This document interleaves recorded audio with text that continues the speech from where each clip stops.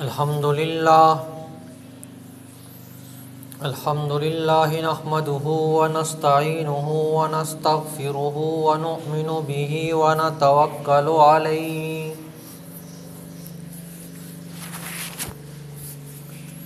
ونعوذ بالله من شرور أنفسنا ومن سيئات أعمالنا من يهده الله فلا مضل له ومن يضلله فلا هادي له ونشهد أن لا إله إلا الله وحده لا شريك له ونشهد أن سيدنا ومولانا محمدا عبده ورسوله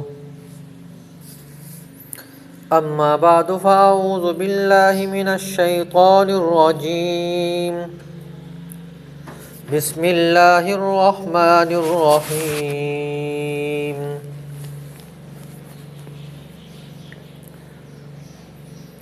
والذين يؤمنون بما أنزل إليك وما أنزل من قبلك وبالآخرة هم يوقنون آمنت بالله صدق الله العظيم وبلغنا رسوله النبي الكريم ونحن على ذلك لمن الشاهدين والشاكرين والحمد لله رب العالمين۔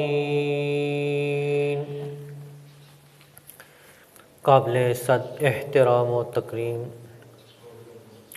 میرے واجب الاحترام دوستوں، بزرگوں،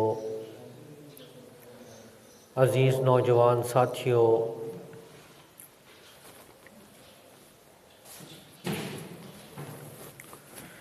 مومنین کی 3 صفات پچھلے جمعے پہ بیان ہوئیں،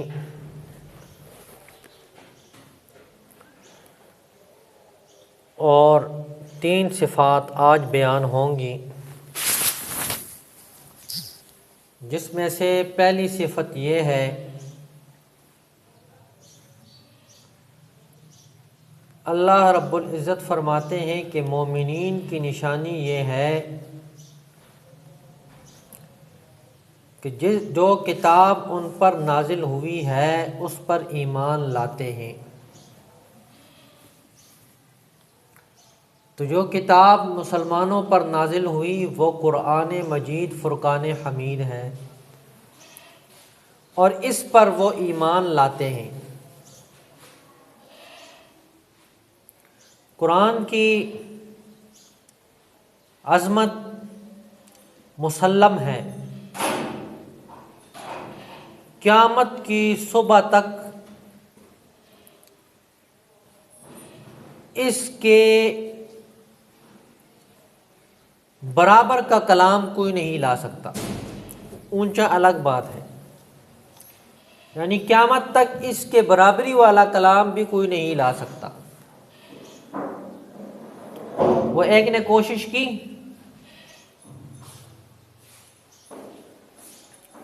لوگوں نے کہا تو اپنے آپ کو نبی کہتا ہے، وہ مدینے والا جو نبی ہے وہ قرآن سناتا ہے۔ اس نے کہا کل میں بھی سناؤں گا۔ تو اس نے سورۃ فیل کی نقل کی۔ مفسرین نے لکھا ہے کہ اس نے وہ نقل کی اور کہا ہاتھی کے سونڈ بڑے بڑے ہوتے ہیں، ہاتھی ایسے ہوتا ہے ویسے ہوتا ہے۔ انہوں نے کہا لعنت ہو تیرے اوپر، وہ تو قرآن پڑھتا ہے تو مزہ آتا ہے، تو کیا پڑھ رہا ہے؟ ایک نے اسے کہا کہ مدینے والا نبی جس کنویں میں جس پانی میں لعاب ڈالتا ہے وہ میٹھا ہو جاتا ہے، تو بھی کوئی کرامت دکھا۔ اس نے دیکھا میٹھا کنواں، چیک کیا پانی میٹھا ہے، اس نے اپنی طرف سے فل کوشش کی، کہا کل میں اس کھارے پانی میں لعاب ڈالوں گا، یہ میٹھا ہو جائے گا۔ اب اس کو یقین تھا یہ میٹھا ہے، سب کچھ ہے، لیکن جیسے ہی اس نے لعاب ڈالا اور اس کو اٹھا کے منہ کے قریب کیا تو اتنا کڑوا تھا کہ وہ خود نہیں پی سکا۔ میں نے کہا تو نے تو لعاب ڈالا تو وہ بیڑے غرق کر دیا۔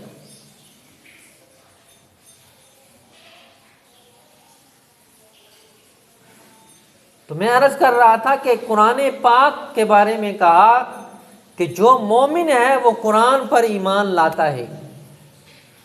یہ نہیں کہ صرف قسمیں اٹھانے کے لیے سر پہ قرآن رکھ دیا، جی میں قسم اٹھاتا ہوں قرآن میرے سر پر ہے، نہیں، اس کو پڑھتے بھی ہیں اور اس پر عمل بھی کرتے ہیں۔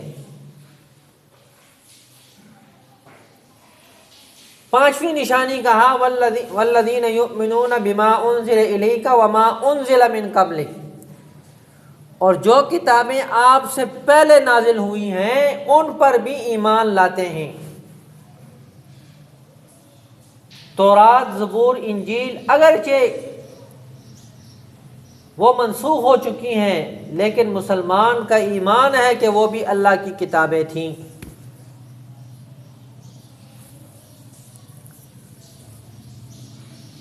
اور جو اس وقت تعلیمات تھیں وہ برحق تھیں۔ تو مسلمان پہلے انبیاء کو بھی مانتا ہے اور اپنے نبی کو بھی مانتا ہے، اس لیے وہ مسلمان ہے۔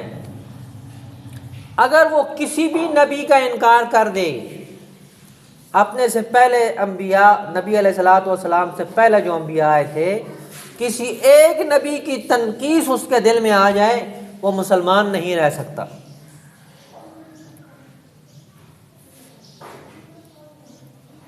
اور اگر کسی کتاب کے بارے میں اس کے دل میں ذرہ برابر بھی نقص آ جائے، وہ بھی مسلمان نہیں رہتا۔ انہی کتابوں میں آپ صلی اللہ علیہ وسلم کا تذکرہ ہے، صحابہ اکرام کا تذکرہ ہے۔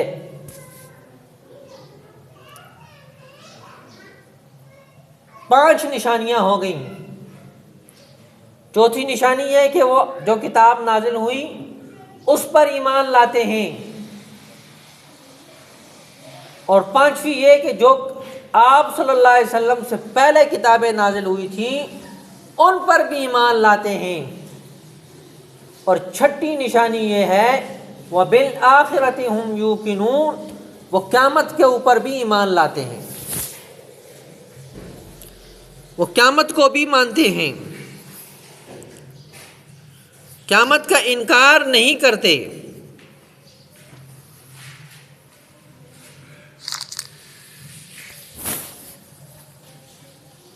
قیامت برحق ہے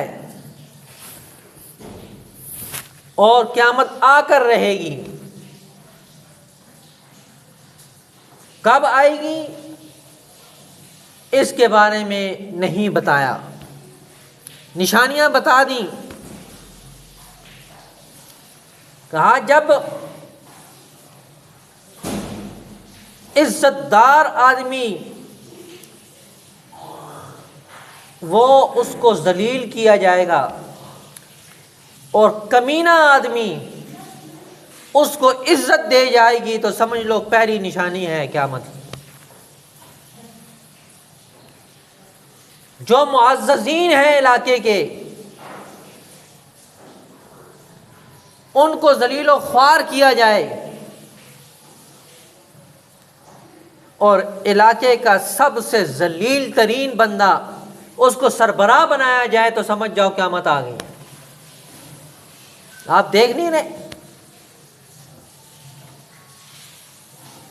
عزت دار آدمی اس کو پوچھتا نہیں، اور قوم کا کمینہ آدمی اس کو جو ہے اتنے اونچے عہدے پر بٹھا دیتے ہیں۔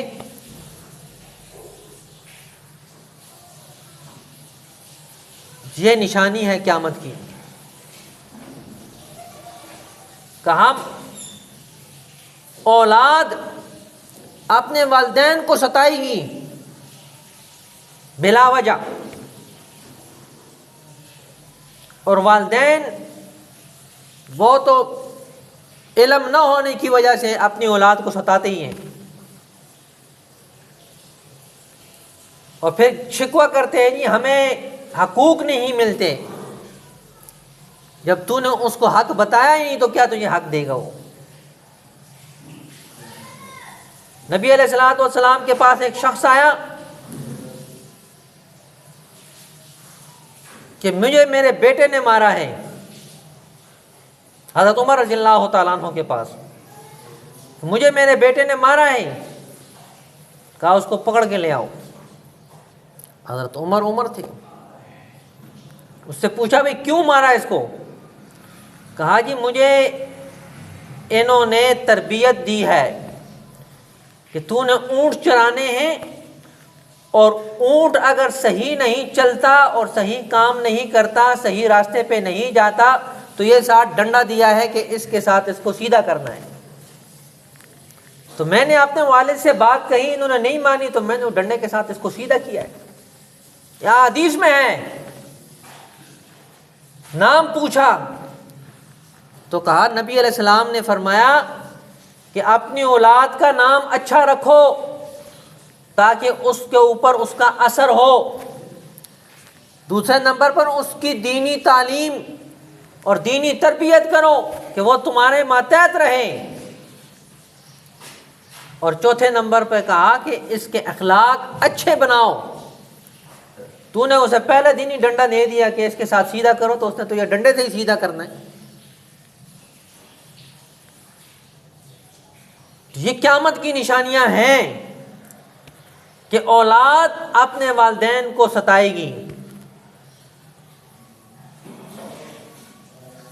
یہ نشانیاں بتا دی آپ صلی اللہ علیہ وسلم نے، اور کہا بڑے بڑے محلات بنائیں گے کمینے لوگ، بڑے بڑے محلات بنائیں گے۔ آپ دیکھ لیں، آپ کے سامنے ہے، عزت دار آدمی جو حلال کی کما رہا ہو وہ اپنا گھر نہیں چلا سکتا، اور دھوکے باز آدمی، فراڈی آدمی، اور لوگوں کے جسم کو نوچنے والا، وہ سب سے زیادہ مالدار ہوتا ہے۔ یہ قیامت کی نشانیاں ہیں، اور حق بات کوئی نہیں کہے گا، پتہ ہونے کے باوجود کہ یہ بندہ سچا ہے، وہ جھوٹے کے ساتھ کھڑا ہوگا، کہے گا میری بلادری ہے، میرے رشتہ داری ہے، میری غمی ہے، میری خوشی ہے، سچی بات نہیں کرے گا کہ کہیں یہ میرے سے دور نہ ہو جائے اور میں اکیلا نہ پڑ جاؤں۔